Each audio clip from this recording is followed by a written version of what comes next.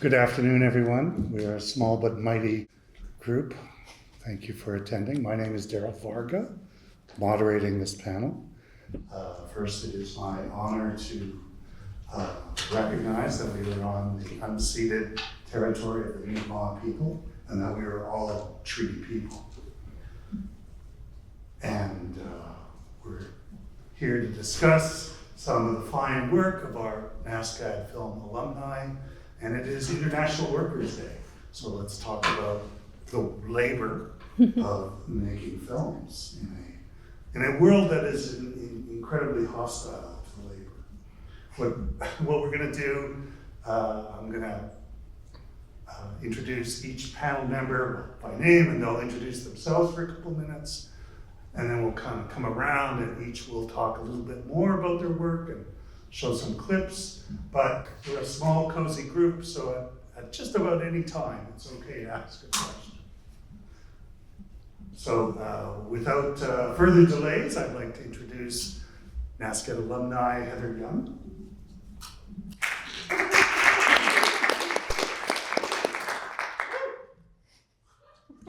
Thanks, Saul.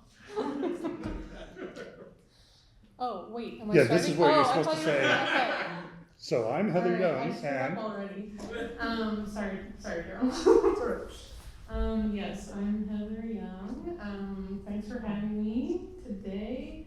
I am originally from New Brunswick. I grew up in St. John, and I went to university at the University of New Brunswick for my undergrad, and then started making films there through the NB Film Co-op. But they were, I don't even know if you could call them films. I'm not sure what they were exactly, but something started happening there.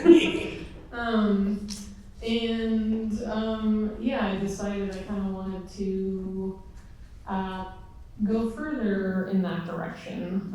My undergrad was in English, but I started doing all these film courses through the film co-op there. And I applied to NSCAD, and that's how I ended up in Halifax. I moved to Halifax in 2006 to start at NSCAD, and I was in Saul Nagler's inaugural class, film class. First and worst. First and worst. He had a hard time. That year with us, but it made it easier for him going forward, I think. I did the film program at NSCAD, and I graduated from NSCAD in 2009. I just continued making shorts. I made a bunch of short films, I guess I should count them to see them. After NSCAD, I made, 6 shorts after NSCAD over the years, while I was also kind of doing random jobs and things like that. In 2018, I shot my first feature through the Talent to Watch program at Telefilm, which is the first feature program that they have there. And that came out in 2019, and then I made my second feature last spring through the Telefilm production program, regional. I just finished editing that, so that's it. awesome, thank you. Let's go down to the far end of the table. Photographer and filmmaker Katherine Knight. Yes, Katherine Knight. I graduated in 1980, really 79, but I didn't finish my art history paper, so it says 1980.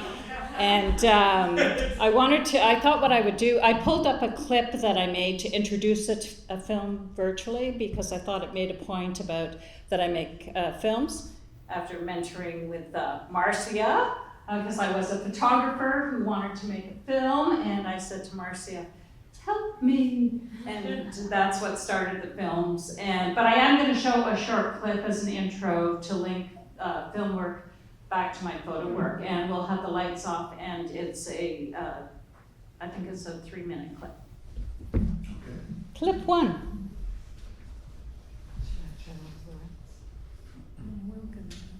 I'm definitely an analog photographer, though I am digital now.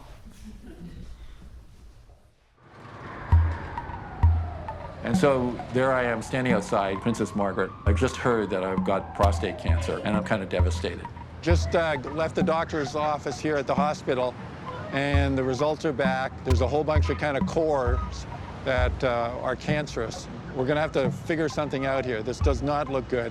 So can you bring the gang together? Why do I want to keep my prostate? I'm possessive. In 2017, Max Dean, the artist, told me he had prostate cancer. And he said he wanted to make a series of works that were about his body. He asked me if I could make a film. I was really reluctant. I knew what this project would take out of me. And then Max told me his plan. He said, I'm gonna build a room-sized tumor, and then I'm gonna chop it in half. Okay. I was also standing there in Max's fantastic studio, this cavernous, big space. And it's down at the Docklands in Toronto, an area that's being demolished and reconfigured. It felt like that environment, the area, the studio, and Max's body itself, it just felt like everything was at risk. And I knew I wanted to make this film. And I'm a visual artist, and I knew that I could learn from Max. And Max, you have showed me so much.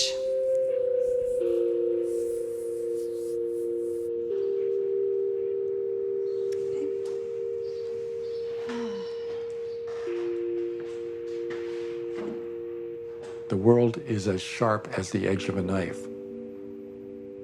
You can walk to the edge, and you can look over the edge, and sometimes that's as far as it ever should go.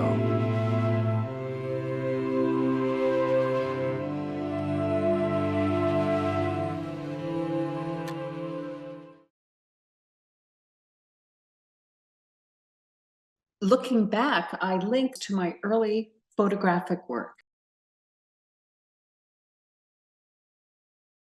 In 1983, I wrote a monologue reimagining the life of Marguerite Bourgeois, later combining it with images. I am Marguerite. First teacher in Montreal, first uncloistered nun in Canada. Irrevocable actions, consequences inherent. The quiet of my landscape is the quiet of one corridor. My arm is my sleeve, sleeves are my pocket, pockets are my keep. Skirts turn, corners trail, knees bruise, knees bend, shins crack. Ache is my seedling. Remember, wear boots in winter weather.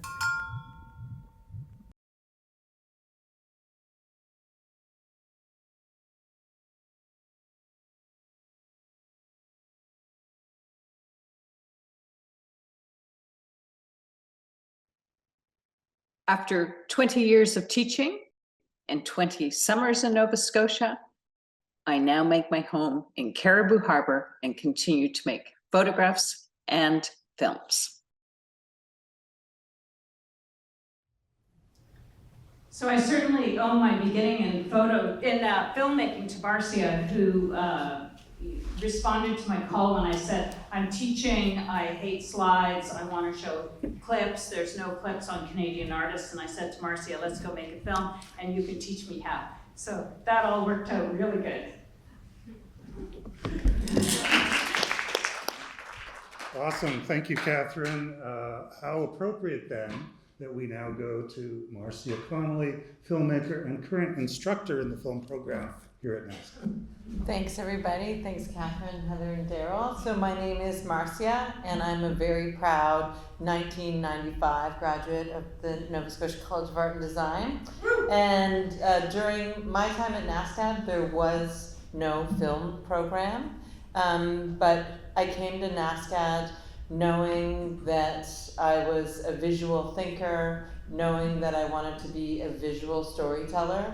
And my time at NSCAD, taking video sketchbook with Jan Peacock, taking audio art with Andy, and of course, friends came to me and said, we need one more person for a 16mm film or it won't go. And I said, well, I don't have the prerequisite. And they're like, they don't care. So that's how I started off in film, and it was excellent. And my time at NSCAD was very seminal in me developing my voice as a visual storyteller. And so that time I did realize that I wanted to engage in film. And the other thing that happened to me at NSCAD was we had a really good relationship with Dalhousie and with the radio station CKDU. And I had a crush on somebody that had a radio show at CKDU, and I thought, okay, well, I just have to have a radio show. But it ended up taking over a show called Art Speak, and it was there that I had to, every week, interview and edit an interview on an artist. So I really formed my interviewing skills there. And so yeah, my trajectory was really kind of saying yes to the unexpected. So wanting to stay in Nova Scotia and trying to figure out how to make a living, I first started off crewing for fiction films and knew I didn't want to do that. So I applied to a job at CBC Street Sense that I was not qualified for, and they politely let me know that, but hired me as a field producer, which in television terms is you are a director. So I worked, that started for me. I worked in television in various roles at the CBC for 10 years. And then during a labor dispute where we were locked out, Katherine Knight called and said, as she indicated that she wanted to make a film, I said, sure, write a grant. Well, and she's like, nope, I put two tickets on my credit card, we're going to Kingat. And we made a film together on Annie Pujugu, and that was an incredible experience. Katherine likes to joke that I mentored her documentary film. It really was Katherine and David that created a tremendous amount of film adventures. So we made Annie Pujugu, and all the while that Katherine was teaching full-time at York, I was working full-time at the CBC, and we made Annie Pujugu together. Then that inspired me, that experience inspired me to take a leave from the CBC, and I did my MFA in film production at York University, where my MFA thesis film is a film on artist Suvanai Ashuna called Ghost Noise. And then during that time, Katherine and I made films. Katherine directed a film on Colette Urban, and I was her cinematographer, a film on Wanda Coop that Katherine directed, and I was the cinematographer. And we made a film together on Spring Hurled It and Arno Mags called Spring and Arno. And with David, we made a film called Strange and Familiar Adventures, Strange and Familiar David. Art of Fogo, architecture of Fogo Island. Yes, thank you. And so I think that is me. Thank you, Marcia. You're welcome. Is it unique to Canada that when you're told that you're not qualified for the job, they make you the director? Exactly.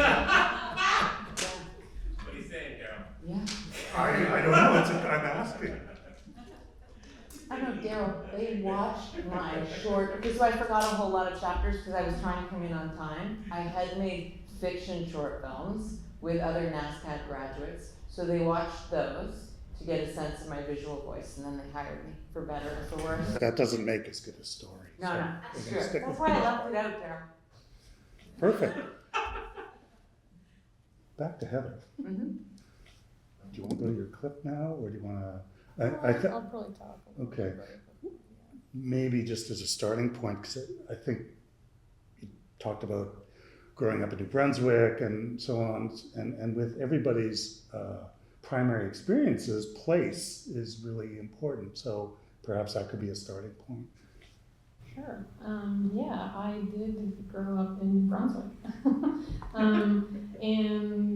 Yeah, place has definitely been a huge part of my art practice. I've never moved away from the Maritimes.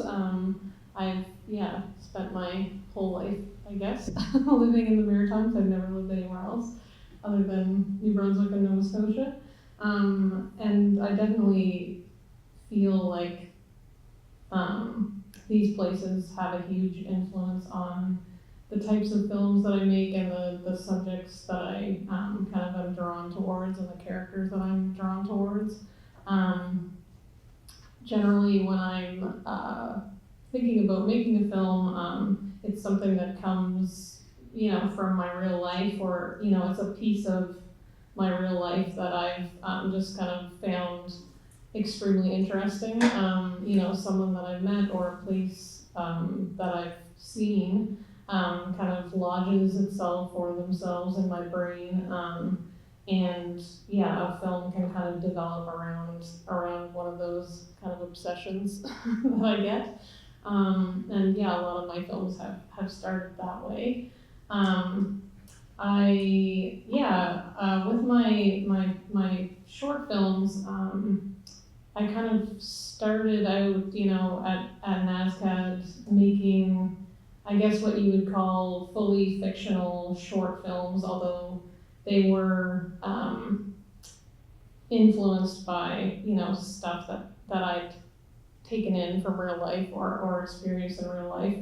And then I kind of progressed, I guess you could say, to doing some sort of hybrid between documentary and fiction. So there would be some of my short films after I had graduated from NSCAD. I was kind of blending elements of documentary and elements of fiction together, which I really found was a great way of working for me, and was also kind of a way of working in the Maritimes that seemed, doable, I guess, in the sense that, when we're making films here, there's certain restrictions about making work in the Maritimes. We don't have access to the same, huge pool of working actors, that people in Toronto or Vancouver or, some places in the States obviously have access to. We don't have that huge pool here. So yeah, that's just kind of one example, but I started finding ways in my work to work around those restrictions and kind of form, for better or worse, a style around adapting to restrictions. I think is one way of looking at it. So yeah, I did a couple of shorts in a very, very much hybrid situation. Also, I guess I should mention that after NSCAD, I kind of started I made 2 short films that are really bad. So that's important to mention after NSCAD. And they were like 2 short films that I made with like full crews. So, probably like 30 people on each film crewing. And I found that wasn't a great way for me personally to make work. I felt like I was being hurried all the time. Like it was like I'd hired 15 people to tell me to hurry up.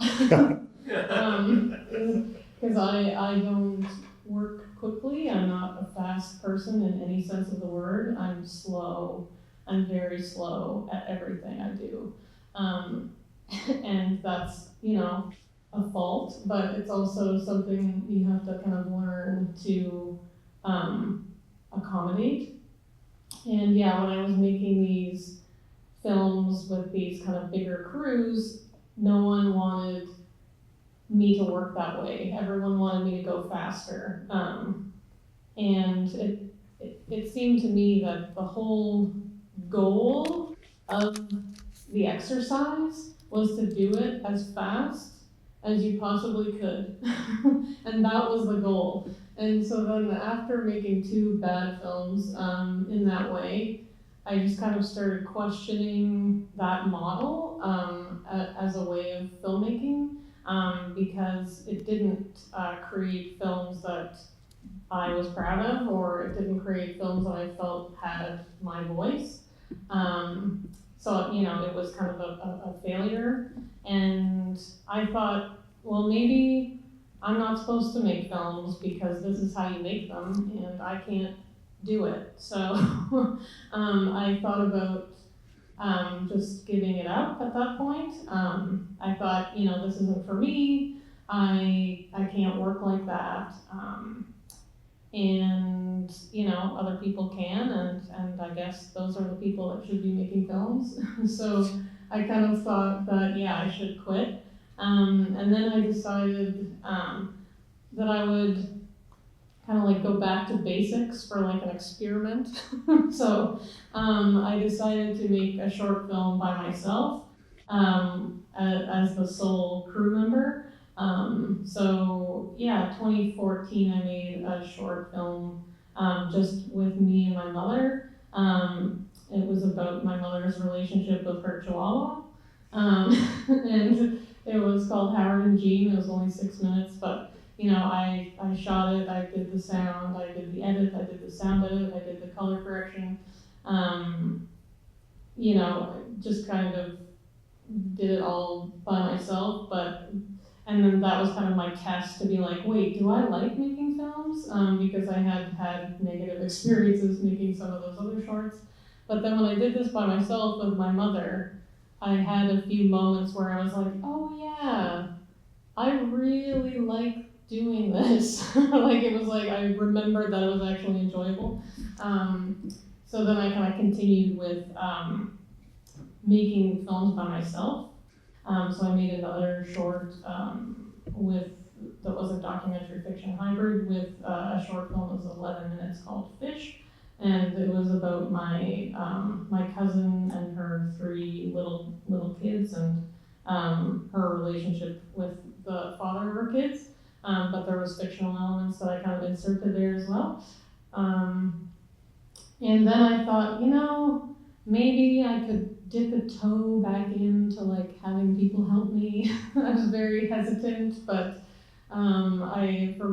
those 2 were like totally no budget films.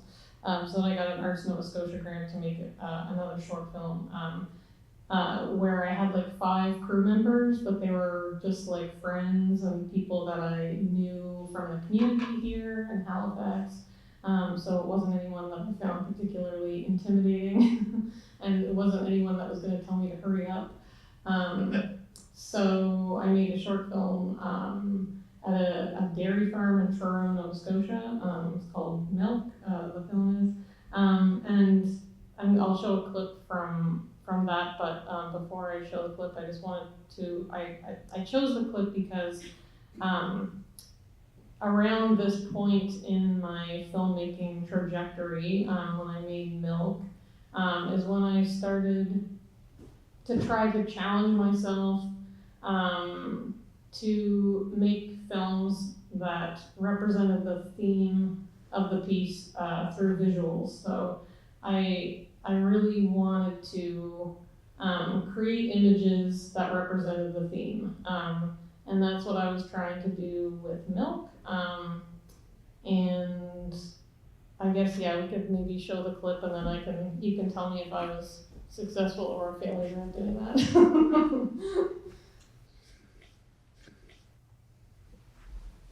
I guess maybe I should say that the theme of the piece is basically having anxiety around an unwanted pregnancy. And it's a woman who's working at a dairy farm, and so she's kind of subjected to these images all day that represent birth or the birthing process. And I tried to capture some images that would convey her anxiety.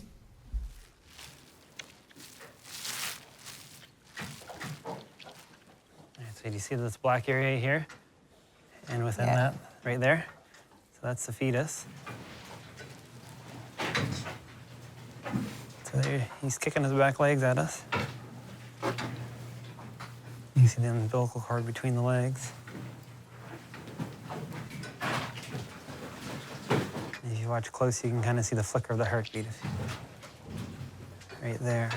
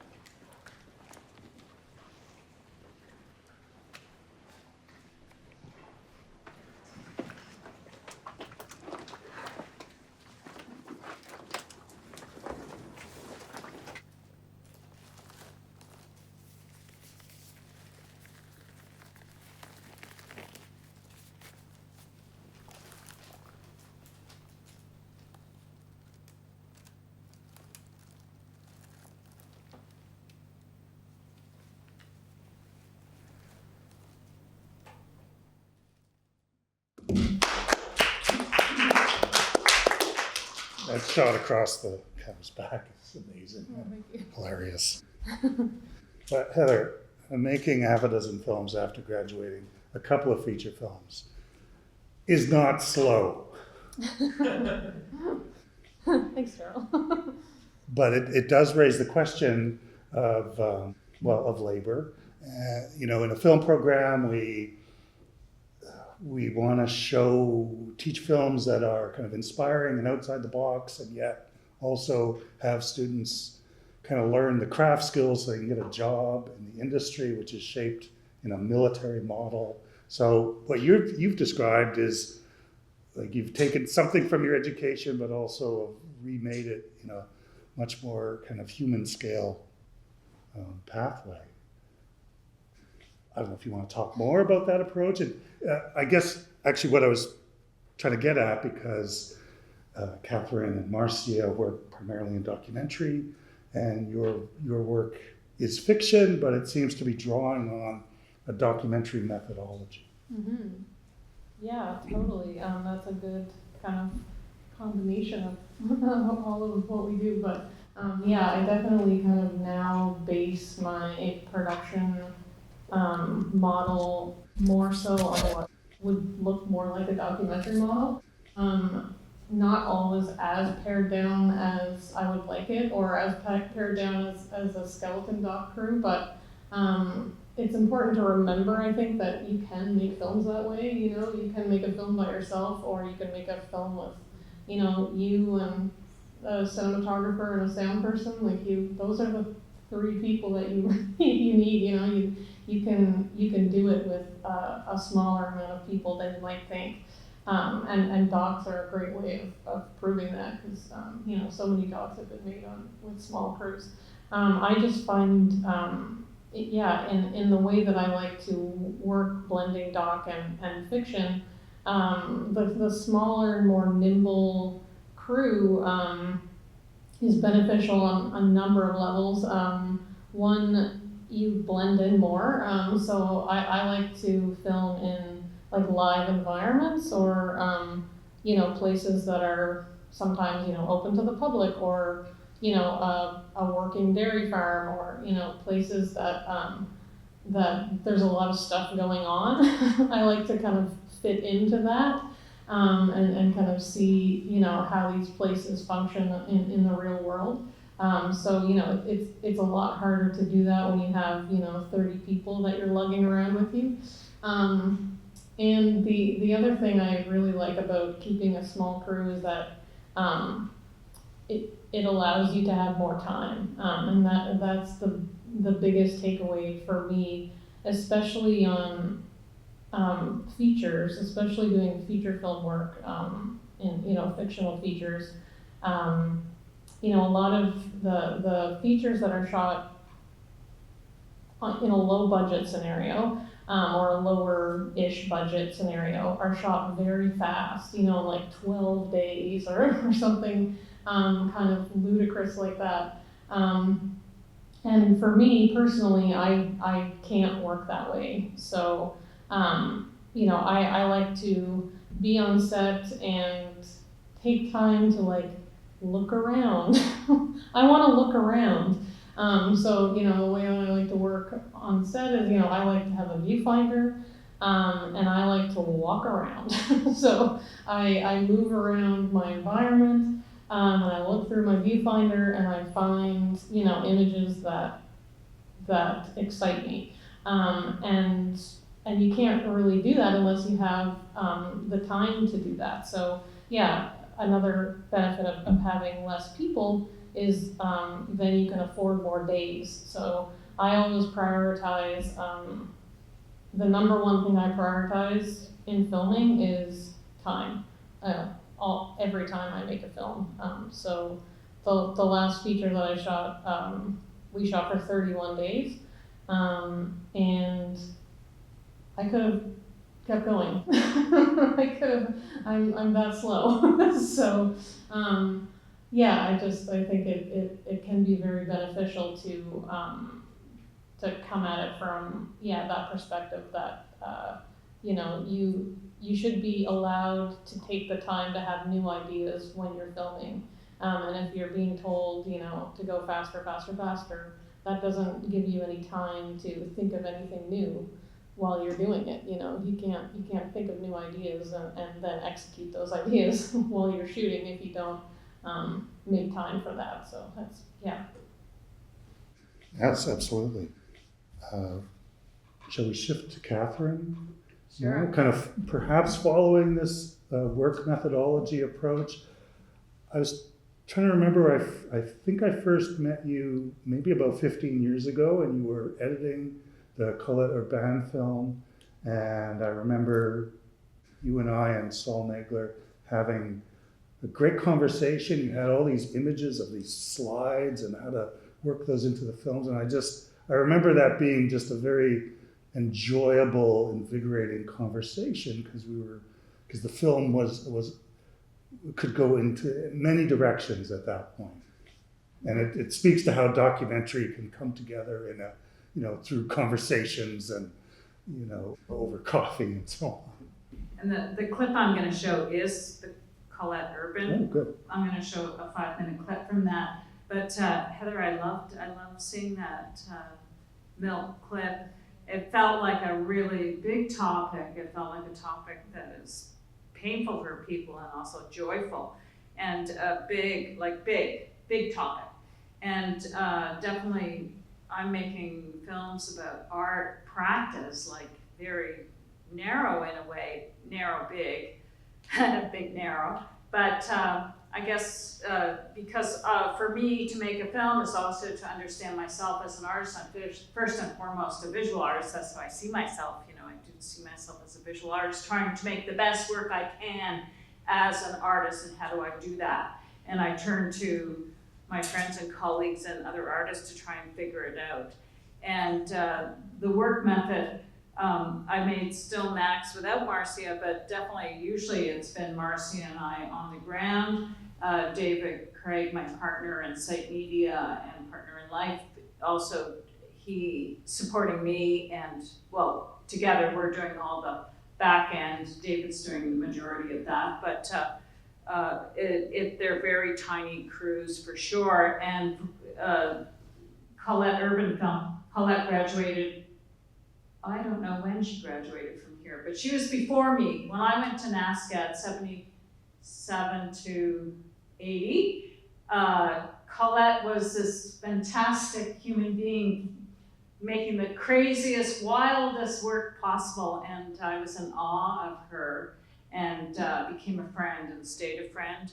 And the film was made and shot over 28 days. There were a couple other shoots, but Marcia and I, well, the three of us, David, Marcia, and I went to Colette's farm in Newfoundland, and David then left, and Marcia and I stayed, and for 21 more days we shot Colette re-staging all these performances she had created over a 20-year period. And we'll look at the clip, and we can look at the clip. Lights off and audio out.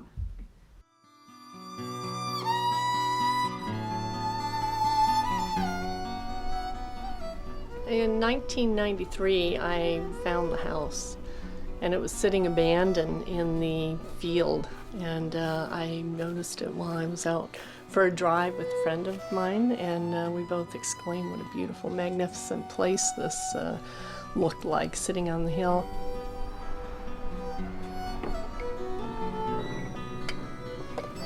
This house was a really exciting chapter in my life. When I started the project Belvedere, I knew that I wanted to make a model of my home to put encase my head. Belvedere is a term that means a house with a view. Newfoundland homes in the early turn of the century, they would quite often be moved either on the water or on the ice. They would move homes, especially during resettlement. That was a big thing that happened. Women are often connected to the home, either physically or symbolically, and that was something that I was interested in thinking about with this work, so that the female is trapped within the house, gazing out at the world. And for me, Meadows is that house. And I carry that view with me when I'm not here. These are the big guy slippers. But they need to be filled, and the only kind of filling I can think of is hay bales. I think that'll work. That would work. I think it's gonna be good when it gets all set up. It's gonna be fine.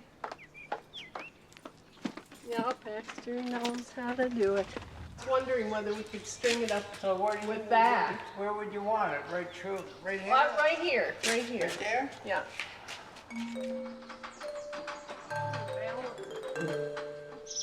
See how it's gonna look anyhow. Right? How's that? You hate heights. How the heck did you end up here? Not bad. It's careful, but get your balance.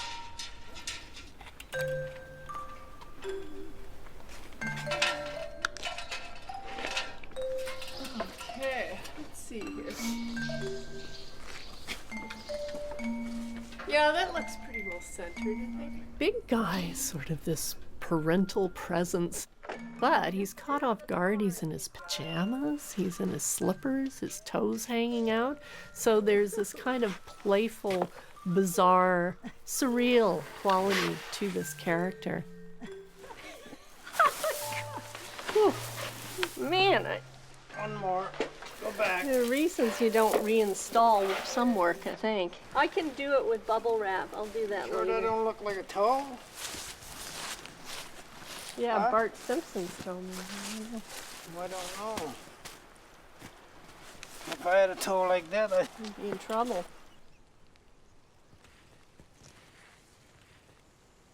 Yep, the big guys finally come home.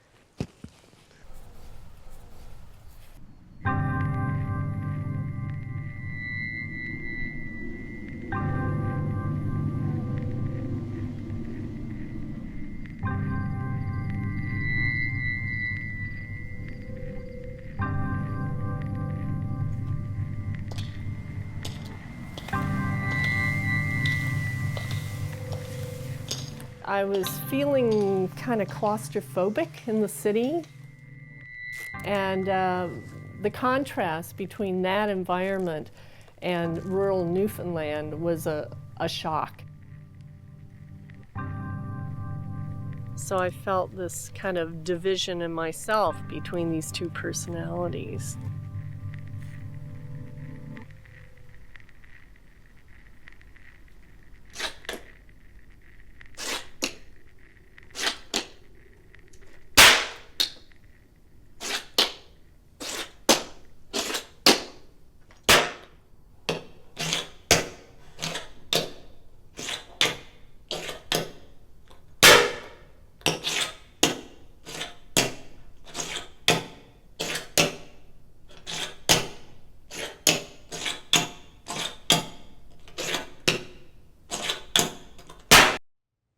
So that those clips showed a big guy and round hole square peg, and we filmed 13 performances by Colette, and they ended up being the sole record really of Colette's performance work in film. And I think Marcia and I are really proud of having done that and created a record of really someone who should be recognized as a top Canadian artist, and died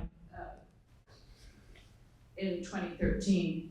And so we feel very happy that we created that record. And the labor and the size of the crew, I mean, really, I was lucky because Marcia is very good at doing a lot of things, and she's a verite shooter, and so there's a real intimacy to the footage, and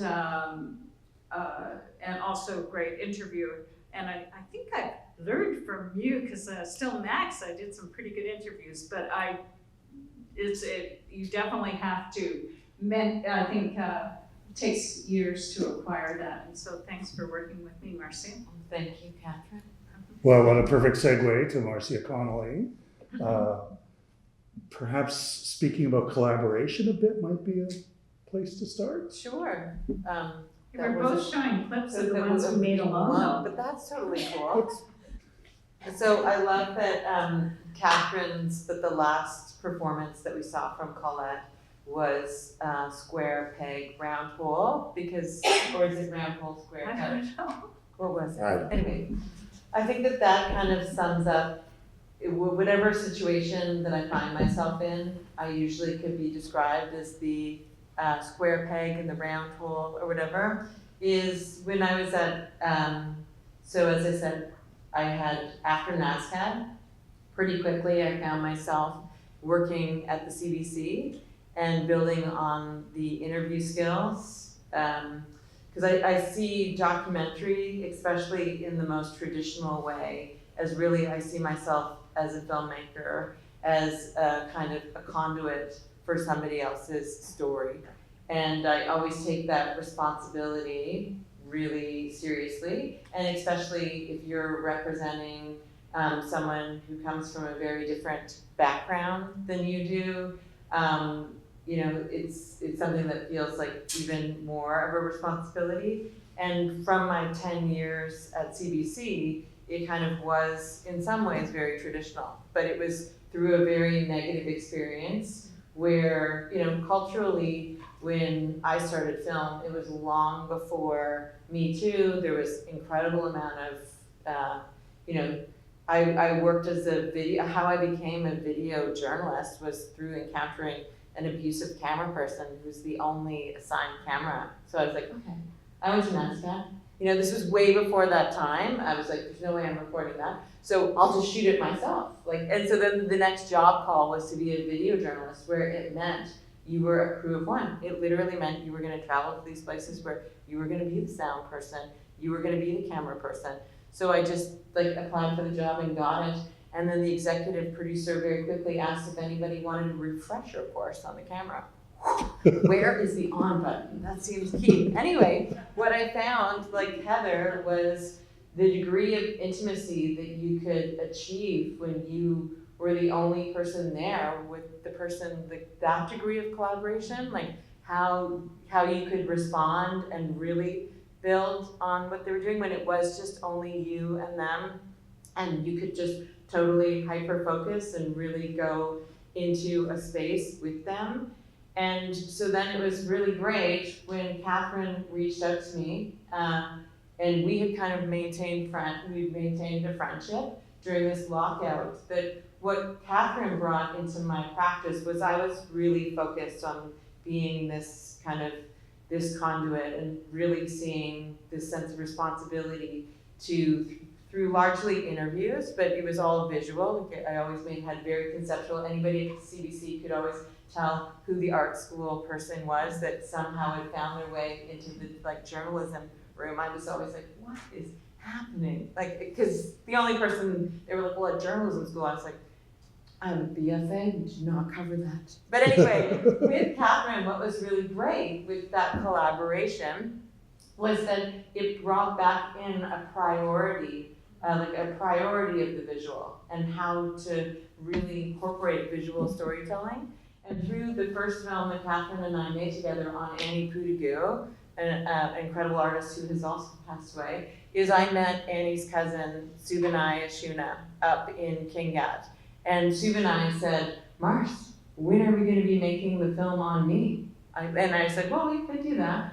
And but I knew that I did not want to do that for anything like the CBC. I did not want there to be a deadline. I did not want there to be an expected outcome, because Subhanai is somebody who I describe myself as a non-linear thinker. Subhanai is, if non-linear thinking is a spectrum, she's in a very different part of the spectrum than I am. And so it was an incredible kind of collaboration, because between us there was 4 different languages and we had to collaborate and find a common ground. Subhanai's first language is Inuktitut. My first and only language is English.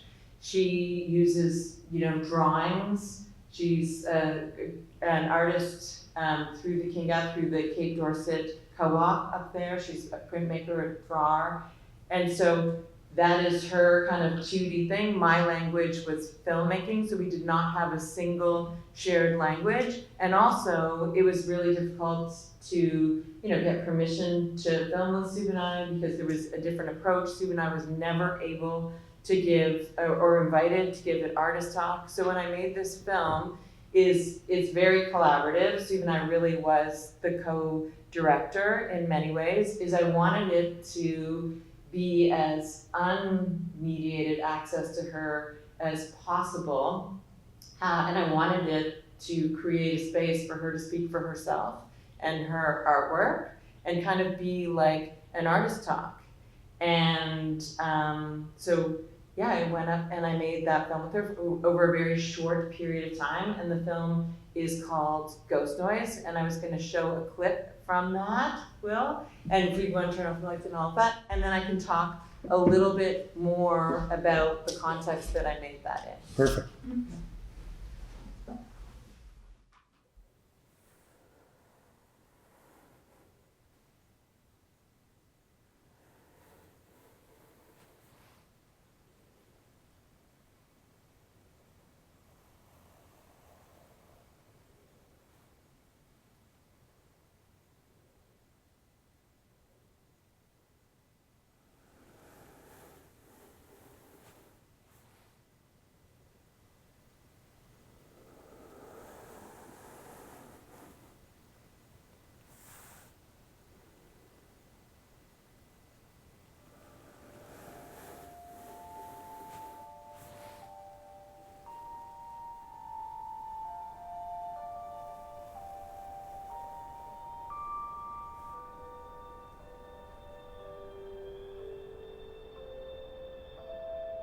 They may do chang to ni sana sunga.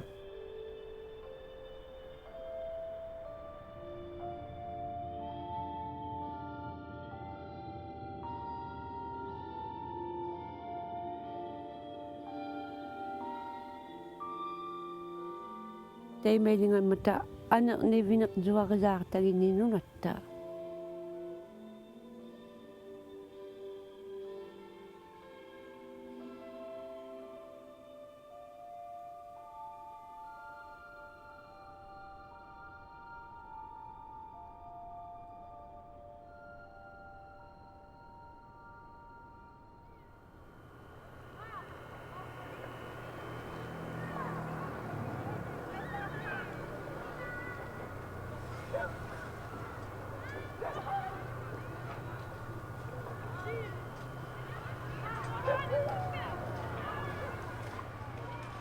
Dito tuwa si kama isumagizak vinak ni vanga.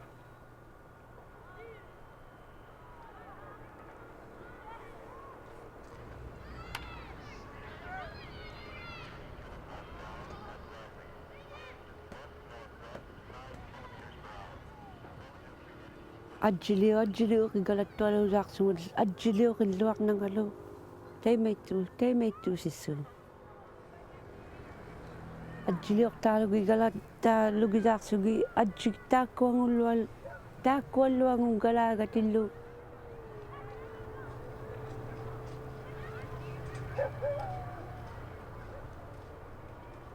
Adjik gala lugit sugi tay may tu sisul titik tugakka.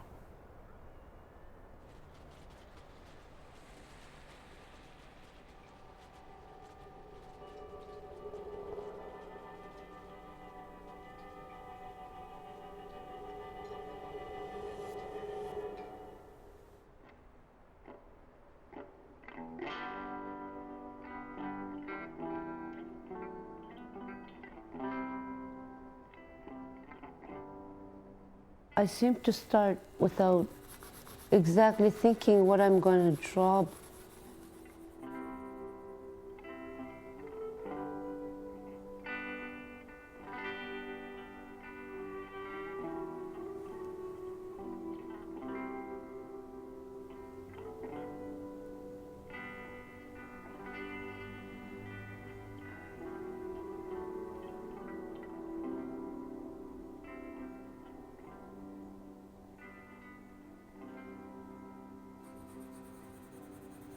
Well, the pencil seems to be, hey, come on, catch me and do this part, something like that.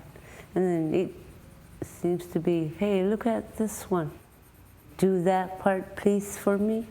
That sort of line.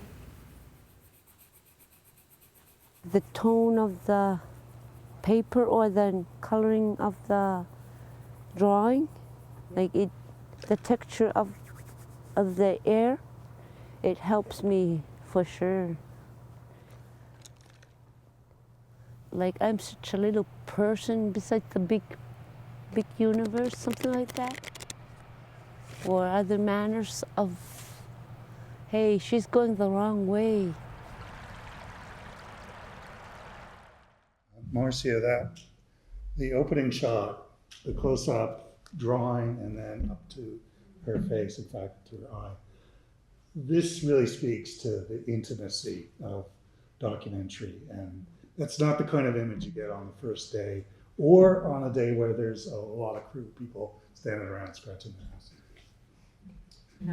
No, it isn't. And I think what was interesting about working with Sue and I, so we finished that film 14 years ago and we're still good friends.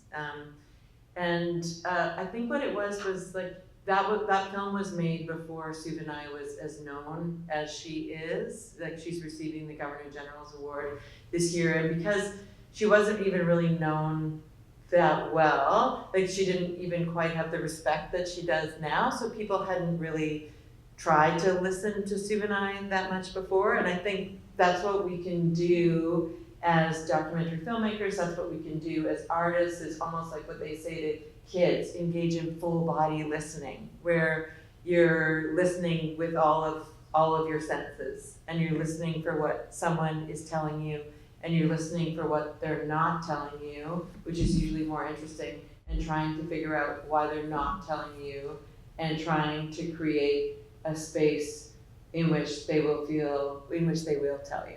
And I think with Sue and I, in the beginning, like you say, like we did not get that on the first day, because what actually happened was Sue and I had agreed to make the film, and then I think people had kind of made fun of her and said, like, what do you, like, had made fun of her for agreeing to make the film, had, you know, kind of ridiculed her in general. And when I got there, she did not come for the first 2 days because she was scared of the film. Like, I think, you know, like, she actually said, the snake vomits you and your camera. Like, there was a lot of things that, where it was clear. And the co-op manager, I came in on the third day, and he was shouting at her, saying how unprofessional she was being, how she was misrepresenting herself on the co-op, that she'd made a commitment. And this was my MFA thesis, and sure, but it was like, it wasn't, you know, and I said, oh my God, I shut that down, and I was like, no, if she doesn't want to make the film, we just walk away from the film. But then, you know, it ended up that it was this incredible friendship, and we were able to collaboratively create this space of common ground, which is what, anyway. How much time did that take from that, witnessing that shouting match to being able to get that very intimate shot? Well, it was no budget there, so it happened very quickly because it was an MFA thesis. But I think what it was her understanding, I'm still blended MFA thesis, is I think that it was her understanding that she had the agency to walk away, and that this was really something that we were going to do together. And there was total play. Like, with Sue and I is, you know, not a documentary filmmaker does not tell anybody what to do, but you definitely cannot tell Sue and I what to do. It's just not going to go well. So it was more just, you know, really listening, really showing interest. And I think that, you know, I just tried to really communicate what my intentions were, and she really picked up on the total earnest, bleeding heart that I am. I was like, okay, I'll play with you. And that's what it was. It was a lot of fun. So it's trust, really. It's yes. about trust. And I think it's about trust, and it is about really having the person understand that they're going to be given the space and respect to tell their own story, that what they're bringing is going to be heard, and that you're going to use all of your skills to do, you know, you're going to bring your voice as a filmmaker to do all that you can to be a conduit for who they are and what they want to say. And I do think the only thing that I would say that Katherine really taught me is that what is different about doing films with other artists is their medium. They communicate visually. So it's like you have to not only try to communicate, you know, in an as unmediated way as possible their voice, but you have to very, very respectfully study their artwork and try to present their visual work. This is their work, as close to how they would want to have it. This is much more than just reproducing the image. It's the feel of it. Yeah. Thoughts, comments, or questions from the floor? We just have a few minutes left. So, I just want to say that in 2006, like the film that we're showing tonight, Annie Kudigo, directed by Marcia and produced by me, and David, that in 2006 there were not many films on Canadian artists. Like when I was teaching in the classroom, I could not find good first-person voice films on artists. You could find films like experts telling you what that person's work was, but you couldn't find a film clip of an artist saying, let me tell you about my work, and let me tell you about my creative practice. And I think that that's what I'm really proud of, is that the artist tells you about their work. It's taking you inside their creative process. There's a really healthy batch of films like that. because you've made most of them. Not most, well, there's a big, now there's tons, I think. Saul, you had your hand up. So, you know, NSCAD, we don't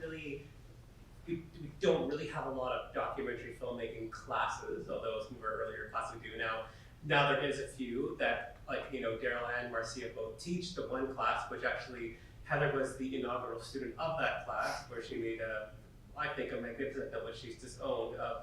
I still love that one. Do you still own that one? Yeah, that Yeah, was, I so still love that do you want to talk about that film? Because I have a question actually, but well, I can actually give a description of it. What was the name? What was her name again? Colleen. Colleen, who was a 80-year-old tap dancer, and her dance troupe with the impresario, the woman who like was really mean at Northwood, bossing around. It was a beautiful, beautiful documentary about the seniors tap dance group, very much shot your style. But being that there is not yet, you know, a documentary, a very strong documentary stream at NSCAD, which we're hoping there will be soon. Now, what can you three kind of say brought you towards? I mean, because Heather's more hybrid, but you know, what did you learn in other sort of mediums that you were tapping into?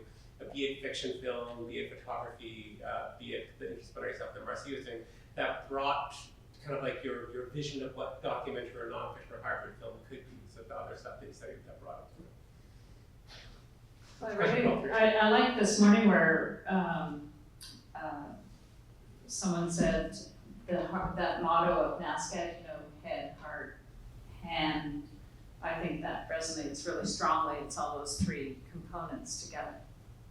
I'll go next, Heather. Like, I think what was interesting about the time when I was at NSCAD, and I think it's still, I can't speak to the student experience now, is that it was, because it wasn't, you know, an industrial film school. It wasn't like you were to come in, you know, we weren't like having to come in already a filmmaker, being like, it was more kind of, again, developing your visual voice. It was like almost like where every idea that you had was almost like a research problem or something. But it was like visual research and really thinking about like visual metaphors and like, you know, taking the audio art class and understanding very clearly sound. And I think for me, it's probably different than both people. Is, you know, when I grew up, all my parents understood was sports with a sideboard of sports. And I realized really quickly that instead of the solo ones, I like the team. I like, you know, really having to support someone else. And I think the documentary, it's collaborative and it's about kind of creating space for and supporting someone else, but visually representing them in the most kind of compelling, whole way that you can. And all of those skills are what I got from NSCAD, the ability to think conceptually and visually and in metaphor. All that came from NSCAD. I think also that NSCAD taught us, you take yourself hyper seriously. Like you're really in it, you know, like you're not playing and you're making your work. You might be 22, but you're making your work. Life's work. Yeah, I think Darrell talking about labor is, everybody says that they were at NSCAD at the best time. And for our students now, I hope that right now is the best time. But it was, when I was there, it was your peers and you were very much, it wasn't like you were a student. You were starting your art practice and you took yourself, your work, and the work of your peers very, very seriously.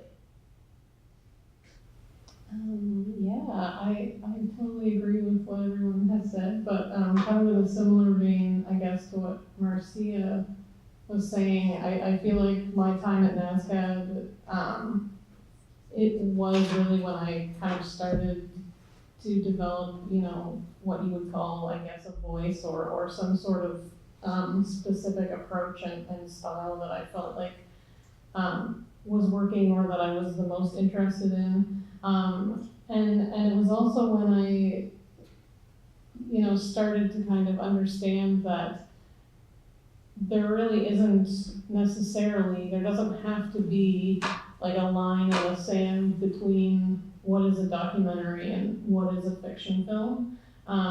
You know, I say that I went to the school of Saul and, you know, Saul introduced us to a lot of different filmmakers and a lot of new, exciting work. You know, stuff that I hadn't been exposed to in industrial New Brunswick.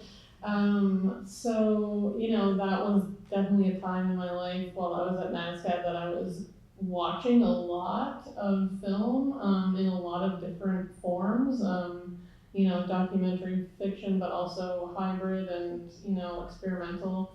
And so, yeah, I felt like I realized while I was at NSCAD that film can be anything. It doesn't have to fit into a predetermined box. It can be whatever you want it to be. And you know, I started watching a bunch of Herzog films and listening to him talk about how, you know, there's no difference. Like, he approaches his docs and fiction films exactly the same way. Like, he does not separate those two in his mind at all. It's just, you know, his filmmaking approach remains the same. And I feel like that too. I feel like I approach my fiction elements and my doc elements in a very similar way. So yeah, and that's definitely helped me realize that there's a lot of different ways to make a film, and you know, if you can kind of figure out which way works for you and is the most kind of interesting to you. Yeah. It's all cinema. We try to make good cinema. I think those are the good concluding thoughts to end on, as we're out of time. I'd like to I thank. gotta say one more thing. Just, I want to say thank you to William Ritchie, who also graduated from NSCAD, who made Marcia and I, hosted us in Cape Dorset, now called Kinga, and Bob Wilkie, who hosted us on a boat when we made a film about Wanda Coop. Just the idea that your friends at NSCAD are really important to your life as an artist. Good. Thank you, Katherine, Marcia, Heather.